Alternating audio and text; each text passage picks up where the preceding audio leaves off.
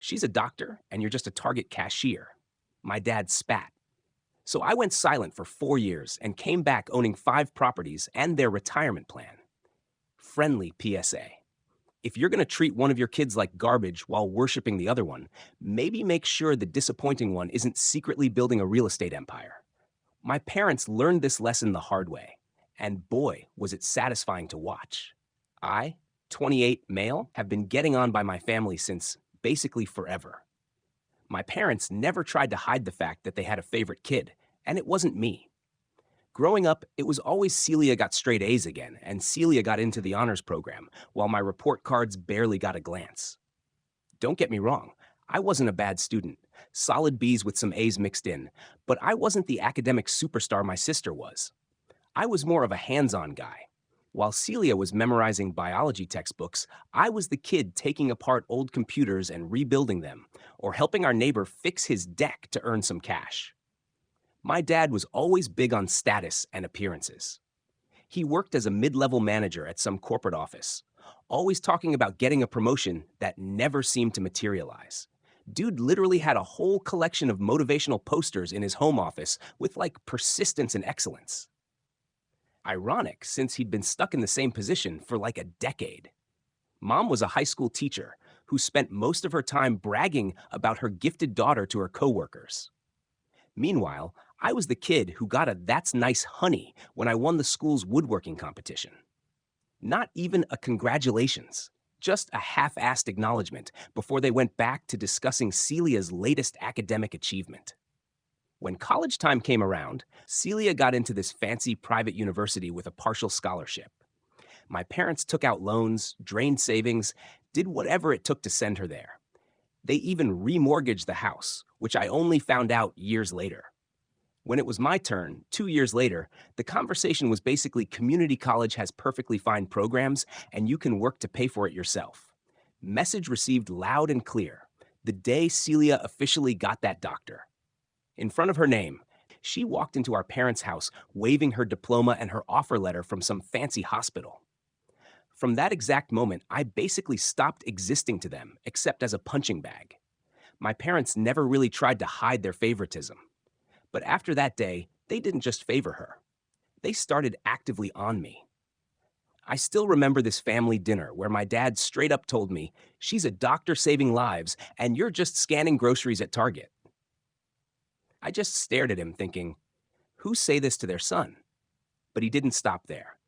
He leaned back in his chair, smirked, and said, "Honestly, Marcus, if Celia didn't exist, we'd have no one to be proud of. At least one of our kids turned out to be worth something." He didn't even flinch. Just kept eating like he hadn't just called his own son worthless with his whole chest. My mom laughed so hard she had to wipe her eyes. Then she chimed in, "Don't be so dramatic. He just means we can't exactly brag about someone who stocks shelves." Celia didn't even try to stop them. She seemed to enjoy the show. She just sat there with this smug little smile, sipping her sparkling water like she was too good for all of us. I kept thinking about how I'd fixed her laptop for free just the week before when she'd spilled coffee all over it. Funny how my useless skills were suddenly valuable when she needed them. After that, it became their favorite pastime to rip into me. Every holiday, birthday, random Sunday dinner, whatever. If I ever mentioned anything about my job or what I was doing, my parents would roll their eyes. My mom would say, like, "Maybe someday you'll do something that matters." And my dad would just sigh and shake his head.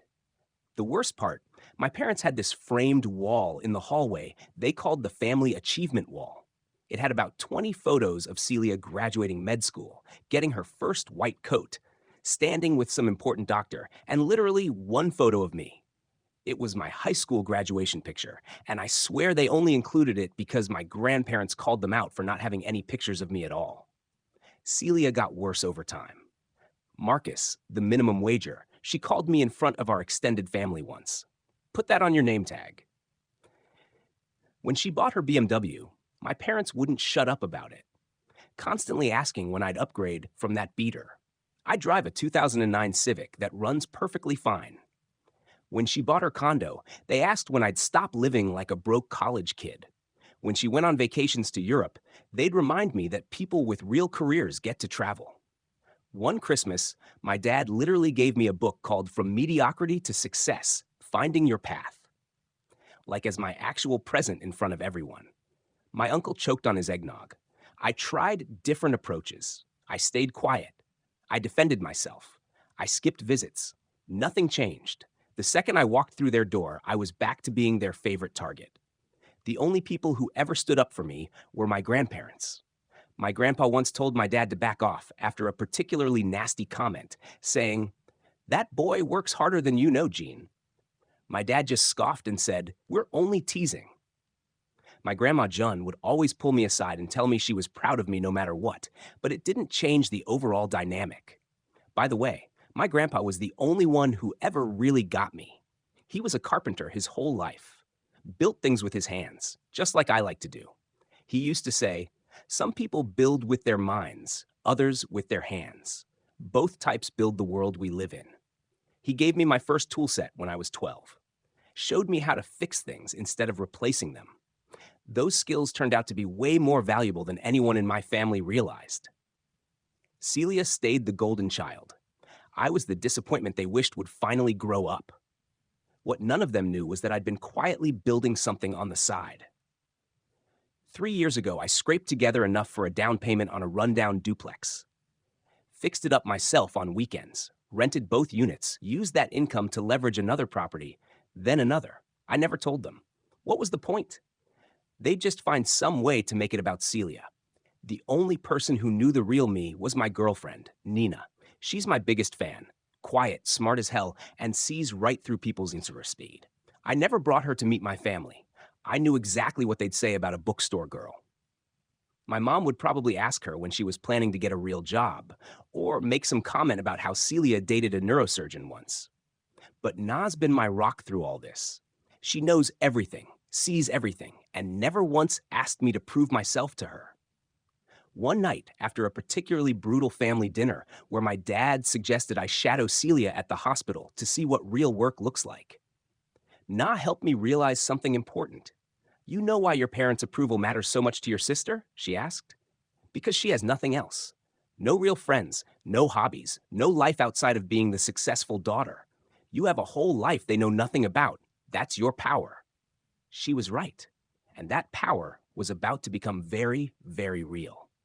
So about 2 years into Celia's reign as family royalty, little cracks started showing. First, it was small things, canceled visits, shorter calls with my parents. Then, at Thanksgiving dinner, she mentioned her husband Brad couldn't make it because of work stuff. My parents immediately jumped in to defend him, saying how important his job as a financial analyst was. Shooting me looks like unlike some people at this table. What she didn't tell them was that Brad had actually moved out 3 weeks earlier. I only found out because I ran into him at a gym, and he was upset enough to spill that they were separating. He said something that stuck with me. "Your sister cares more about your parents' approval than her own happiness." Apparently, she'd been working so many hours trying to be the superstar doctor her parents expected that their marriage had completely fallen apart. Brad said she'd missed anniversaries, birthdays, even a planned vacation they'd already paid for. All because she couldn't bear to disappoint her bosses, or more importantly, her parents. I didn't say anything about it to my family. Wasn't my business to share. But I did notice the designer bags under her eyes at family gatherings. The way she checked her phone obsessively, like she was waiting for bad news. Classic signs of someone whose perfect life was starting to crack at the edges. 3 months later, Celia showed up to my grandparents' anniversary party alone, announced the divorce was final, and my parents immediately went into damage control. "These things happen to busy professionals," my mom said, glaring at me like somehow I was responsible. My dad added, "At least she accomplished something before the setback." I almost laughed out loud. Only my family could turn a divorce into another opportunity to take shots at me. That night, my grandpa pulled me aside and said, "You notice how they never ask how you're really doing, Marcus? That's their loss.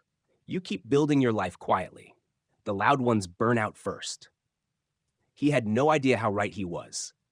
Over the next year, Celia started showing up to family events looking exhausted. The hospital stories became less enthusiastic. She started chugging energy drinks at dinners. My parents either didn't notice or pretended not to. They were too busy using her accomplishments as ammunition against me. When was the last time you got a promotion at Target? My mom asked during Christmas dinner. I just shrugged and said, I'm doing all right. Doing all right isn't the same as succeeding? My dad jumped in. Your sister works 80-hour weeks saving lives. I noticed Celia flinched slightly, but say nothing. I just nodded and changed the subject. What they didn't know was that I had just closed on my fourth property, a small apartment building that had nearly doubled my monthly cash flow. But I kept my mouth shut. I'd learned long ago that nothing I accomplished would ever matter to them. There was this one day when I was working on my latest property, a 4-unit building that needed serious plumbing work. I was under the sink fixing a leak when my phone rang. It was my dad. Marcus, he said, not even bothering with hello. We need you to switch weekends for your grandmother's birthday. Celia has an important conference she needs to attend, so we're moving the celebration to the following weekend. Not can you, but we need you to. Like, my time wasn't valuable. Like, I could just rearrange my schedule for Celia again. Actually, I can't, I said, tightening a pipe fitting. I've got work. Target? Please. Like, you're so important they can't survive a day without you. It's not like you're running the company. I took a deep breath. Not Target, I said. Other work? What other work? He sounded genuinely confused, like he couldn't imagine me doing anything but scanning groceries. Just projects, I said vaguely. I'm committed already. He sighed that signature disappointed dad sigh. This is family, Marcus. I don't understand why you can't be more accommodating like your sister. I almost told him then. Almost said, actually, Dad, I'm in the middle of fixing up a property that'll net me more money this month than you make in 3. But I bit my tongue. The time wasn't right. Nah, came with me to Christmas Eve at my grandparents' house. The only family event I actually enjoyed. My grandma June took to her immediately, whispering to me later, that girl sees the real you. Don't let her go. My parents had no clue Na even existed. I kept those worlds completely separate. At that time, Celia was barely holding it together. She'd switched hospitals twice, started complaining about patient loads, administrative insurance paperwork. My parents would immediately shut her down with, but you're making great money, honey. That's what matters. I watched her smile tighten every time. I almost felt bad for her. She started showing up to family stuff, and her scrubs claimed she didn't have time to change.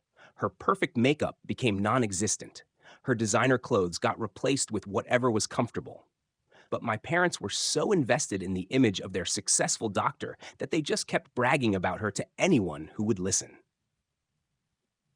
The breaking point came at my dad's 60th birthday dinner. My parents had chosen some expensive restaurant and spent the whole night talking about the European cruise they were planning. When my dad opened his presents, Celia handed him an envelope with first-class flight upgrades. Only the best for you guys, she said, but her smile didn't reach her eyes. Later, when she went to the bathroom, my mom leaned over to me and said, see what a thoughtful, successful daughter does. When are you going to contribute anything to this family? I just took a sip of water and said, everyone contributes differently, I guess. My dad snorted, some more than others. My grandma June heard this and said sharply to my mom, that boy has never asked you for a dime since he was 18. Maybe think about that before you start tallying up contributions. My parents just rolled their eyes, but I noticed Celia had returned and heard everything. For the first time ever, I saw something like doubt cross her face. That night, I found her sitting alone on my parents' back porch, staring at nothing. I almost walked away. We weren't exactly close anymore, but something made me sit down next to her. You okay? I asked. She didn't look at me. Do you ever feel like you're living someone else's life? It was such an unexpected question that I didn't have an immediate response. Because sometimes, she continued, I look around and wonder how I got here. When did I decide this was what I wanted? Didn't you always want to be a doctor? I asked, genuinely curious. She shrugged. I wanted to make Mom and Dad proud. Being a doctor was the clearest path to that. She looked at me finally. You're the smart one, you know? I laughed. Pretty sure that's not what our parents would say. That's because they don't see it. She said, "You figured out early that their approval wasn't worth chasing. I'm just realizing it now, and I've already given up everything." Before I could respond, my mom called us back inside for cake. Celia plastered on her fake smile and went back to being the perfect daughter. But something had shifted. I could feel it. A few nights later, my phone buzzed close to midnight. It was Celia. I stared at the screen for a second. We don't usually talk, not unless someone needed something. But this time felt different. I answered. She was crying. Not just sniffling, but full-on sobbing. "Marcus, I up?" She choked out. "I really up." This wasn't the first time she'd called me out of the blue. About 8 months earlier, she called asking if she could borrow $5,000 for what she called a temporary cash flow problem. I didn't ask questions, just sent it and told her to pay me back whenever. She never did. "What's wrong?" I asked, sitting up in bed. Na stirred beside me, opening her eyes. "I lost my job." She whispered like saying it out loud made it real. 3 months ago, I was silent for a moment. "Why didn't you tell anyone?" "Are you kidding? Tell mom and dad I failed after everything, ... She trailed off. I thought I'd find something else quickly. "I have applications everywhere, but nothing's coming through, and I'm out of options." "What have you been living on?" I asked, though I was starting to put the pieces together. That's when the dam broke.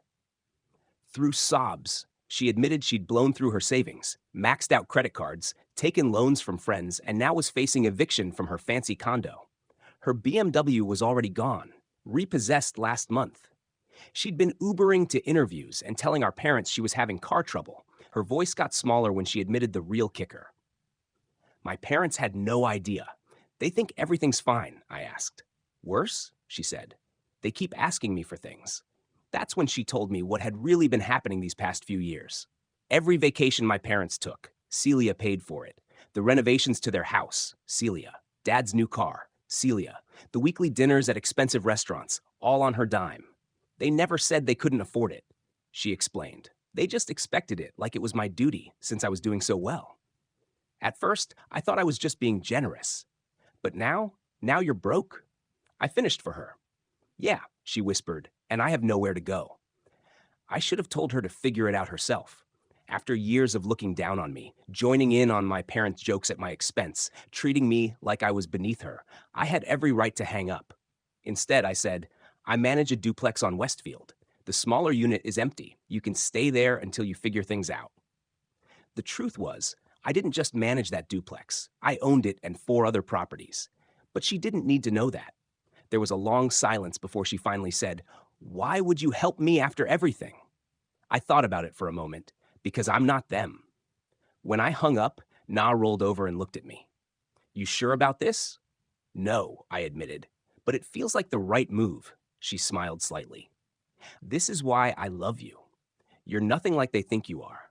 What I didn't tell Na was the small part of me that enjoyed the irony. The family disappointment bailing out the golden child, the minimum wage target cashier providing housing for the doctor. There was a certain poetic justice to it all. The next morning, I got up early and went to the duplex to get it ready. It was nothing fancy, a small 2-bedroom unit with dated but functional appliances. I'd been planning to renovate it next month before putting it back on the rental market, but it was clean and everything worked. I stocked the fridge with some basics, made sure the utilities were on, and left a spare key under the mat. As I was checking the smoke detectors, I found myself thinking about how different my life could have been if I chased my parents' approval the way Celia had. I might be the one calling her for help instead of the other way around. The thought made me shudder. Celia showed up the next day with 3 suitcases and red eyes. For someone who always looked perfect, she was a mess. I gave her the keys to the unit and a basic rundown of the place. "It's not fancy," I warned her. "Nothing like your condo. It's a roof," she said quietly. "That's all I need right now." I didn't tell her that the property manager she'd be paying her reduced rent to was actually me. As far as she knew, I was just the connection that got her the place. The first day she was there, I noticed her sitting on the small concrete patio staring at her phone. I was stopping by to fix a cabinet door that wasn't closing properly. "Everything okay with the place?" I asked. She looked up startled. "Yeah, it's fine. I'm just job hunting." I nodded and went to work on the cabinet. After a few minutes of awkward silence, she spoke again. Hey, Marcus, do you think could you look at my resume? I feel like I'm missing something. I've applied to 20 places and only got 2 callbacks. It was such a surreal moment. My entire life, Celia had been the one with all the answers, the one who knew exactly how to succeed. Now she was asking me, the family screw up, for career advice. Sure, I said, trying to hide my surprise. Send it over. Later that night, I reviewed her resume. It was impressive on paper. Top medical school, prestigious residency, years at well-known hospitals. But it was also generic. Nothing about her stood out from the thousands of other qualified doctors looking for work. I sent her back a marked-up version with suggestions focusing on specific achievements, quantifying results, highlighting unique skills, basic stuff I'd learned from my own journey, but things she'd never had to think about before. Her career had always been on the fast track until it derailed. This is actually really helpful, she texted back. Where did you learn all this? Some of us have to work for opportunities, I replied simply. Na was skeptical at first. She's going to figure it out eventually, she pointed out. Maybe, I admitted, but I'm not ready for that conversation yet. My parents found out Celia had moved within days. My mom called first, her voice dripping with fake concern. Marcus, honey, I heard your sister is staying at some apartment you found for her. That was thoughtful. No thanks. No acknowledgement that I'd helped when they hadn't. Just surprised that I could be useful for once. Yeah, she needed a place, I said simply. Well, your father and I think she should come stay with us instead. She needs to be with family during this temporary setback. I almost laughed. Did you ask her what she wants? Well, no, but maybe try that, I suggested, and hung up. My dad called next. More direct. Marcus, your mother and I think Celia should stay with us. This situation is just temporary while she sorts out some work stuff. Oh, what happened with her job? I asked innocently. There was a pause. She's between positions. Very normal in the medical field. Anyway, we have plenty of room here. Did she tell you she wants to stay with you? Another pause. Well, no, but we're her parents. Like I said to Mom, maybe ask her what she wants. What I was piecing together was that Celia hadn't told them the full story. They knew she'd moved and was staying in a place I'd arranged, but they didn't know she was flat broke, jobless, and had been for months. A week later, I stopped by to fix a leaky faucet in Celia's unit, something I could have called a plumber for, but I wanted to check on her. She was on the phone in the kitchen speaking quietly, but not quietly enough. Mom, I can't ask him for that, she was saying, her voice tense. I couldn't hear my mother's response, but Celia's side told me enough. No, I don't know how much he makes. Yes, I know he's helping me with rent already. No, I don't think he has savings like that. I froze in the hallway. Were they seriously talking about hitting me up for money after years of treating me like I was worthless? Mom, he's a Target cashier, Celia hissed. He can't just... No, I understand you guys are struggling without Ditto. Yes, I know. I used to help, but that was all I needed to hear. I didn't burst in or make a scene. I just quietly went back to fixing the faucet. When she came out of the kitchen, she looked startled to see me. How long have you been here? She asked, her voice slightly panicked. Long enough? I replied without looking up from the sink.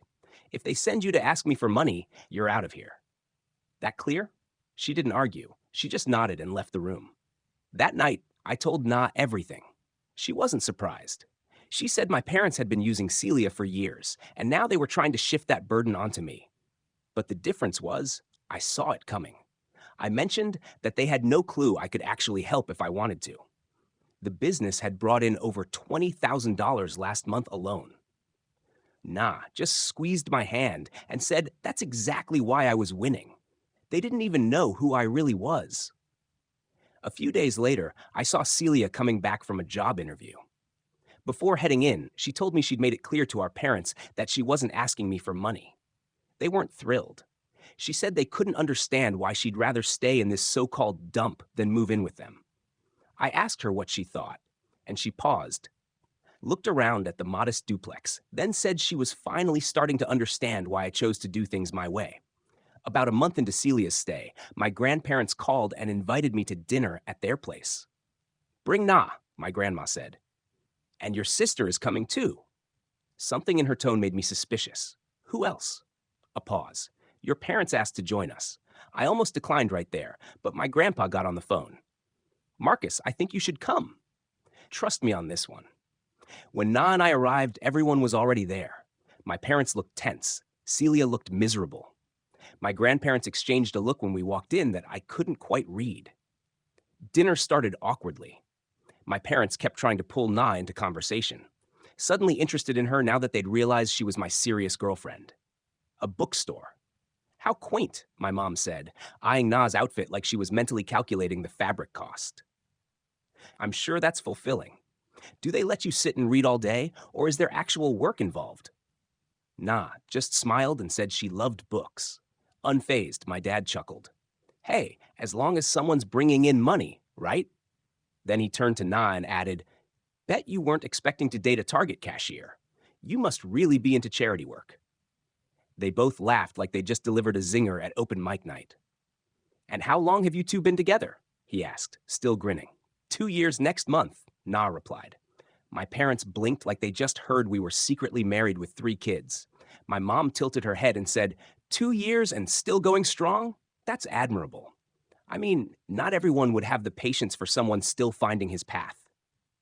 Then came the questions about where we lived. I kept it vague. We have a place, but of course, that wasn't enough. East Side, my mom repeated when I finally gave a little more. Oh, well, it's nice that you're making it work with what you've got. I'm sure it has character. You must really love each other. My dad snorted. Must be that handyman charm. Built her some shelves and boom, true love. Na kept her smile, but I felt her grip tighten slightly under the table. After dinner, my dad cleared his throat dramatically, like he was about to give a toast or stage an intervention. I knew whatever was coming next wasn't going to be anything good. Marcus, we wanted to talk to you about something important, he began. As you know, family needs to stick together during difficult times. My mom jumped in. Your sister has been going through a career transition, and it's put some temporary strain on all of us. I noticed they were careful not to say financial strain or admit Celia was unemployed, still keeping up appearances. For years, Celia has been so generous with us, my dad continued. She's helped us enjoy our retirement, make some home improvements, travel a bit, and now it's time for you to step up, my mom added, looking directly at me. We've always been there for you, Marcus. We put food on the table, clothes on your back, sent you to school. I almost laughed. I'd been financially independent since 18. Worked through community college myself. Never asked them for a dime. What are you asking for exactly? I said, keeping my voice neutral. My parents exchanged a look. Well, my dad said, we have some expenses coming up. The house needs a new roof, and your mother's car is having issues. It's so you want me to pay for those things? I clarified. My mom looked offended. We're not asking for handouts, Marcus. We're just saying that family supports each other. Celia has always understood that. I glanced at my sister, who was staring down at her plate. She wouldn't meet my eyes. How much? I asked simply. My dad bluntly said about $20,000 would help us get through the next few months. The room went silent. $20,000 from their Target cashier son. I set down my fork carefully. And you think I have that kind of money? Well, not all at once, obviously, my mom said quickly. But Celia mentioned you've been doing some property management on the side. Surely you have some savings. I looked at Celia, who finally met my eyes. She looked ashamed. I didn't tell them anything specific, she said quietly. They just wouldn't stop asking. I nodded slowly, then turned back to my parents. Let me get this straight. For years, you've made fun of my job, called me a failure, compared me to Celia at every opportunity. You've belittled everything I've done, never bothered to ask about my life, didn't even know I've had a girlfriend for 2 years, and now you want me to give you money. Now that's not fair. My dad started. My grandpa cut him off. Actually, I think it's perfectly fair. Everyone turned to look at him. My grandpa rarely intervened in family disputes. You and your wife have spent years treating Marcus like he's beneath you. He continued. June and I have watched it happen. We've said our piece about it many times, but you never listened. My grandma nodded. You dismissed his work, his choices, his path, and now you want his help after everything. And then my dad went there. Look, Marcus, he said, voice dripping with contempt masked as concern. It's not like you're married or raising a family or building a real career. You're nearly 30, still clocking hours at Target and playing handyman on weekends. Na is clearly a sweet girl, but I honestly don't understand what she sees in a man with no real direction. At some point, you've got to grow up and do something that actually counts. That's when I decided it was time. I'd kept my life secret for years, protecting myself from their judgment, but maybe it was time they understood exactly who they'd been mocking all this time. I didn't flinch. I just looked at him. You want to know something funny, Dad? That duplex Celia's living in? I don't manage it. I own it. My mom's eyebrows shot up. In fact, I continued, I own 5 properties now. Target is just where I go a few days a week for steady insurance and to keep expectations low. My dad's mouth was literally hanging open. Back last month, after expenses, my properties brought in just over $20,000. I said, that's not counting the equity I'm building. My portfolio is worth about $1.8 million now, with loans against it, of course. But still, the look on their faces was almost worth the years of ridicule. You know that beater car you're always making fun of? I keep it because it's reliable and paid off. I could buy a new car in cash tomorrow if I wanted to. I just don't care about flashy the way you do. My mom was stuttering now. But you never said anything. Why would you keep this from us? Because nothing I ever did was good enough for you, I replied calmly. So I stopped trying to prove myself. I built my life quietly on my terms. And here's something else you don't know, I said, turning to my grandparents. I've been paying Walter and June's rent for the past year and covering their health insurance gap payments. My parents' heads whipped toward my grandparents, who were smiling softly. Marcus insisted. My grandma said, we told him we were fine, but he wouldn't hear it. And there's one more thing, my grandpa added. Last month, we made Marcus the trustee of our estate. If my parents looked shocked before, now they looked absolutely thunderstruck. What does that mean? My dad demanded. It means, my grandpa said calmly, that Marcus makes the financial decisions for us now, and whatever's left when we're gone goes where he thinks it should go. This is absurd. We're your children. My dad slammed his hand on the table. And Marcus is our grandson who actually takes the time to check on us, my grandma replied. When was the last time you came by without needing something, Jean? My mom turned to me, her face unreadable. You've been hiding all this from us. Why? I looked at her steadily. Why would I tell you? So you could ask for money sooner? So you could pretend to be proud of me only after I became financially successful? I shook my head. No thanks. Then I said the words I'd been holding back for years. Funny. You always said I'd never amount to anything in this family, and now I'm the one who signs the checks.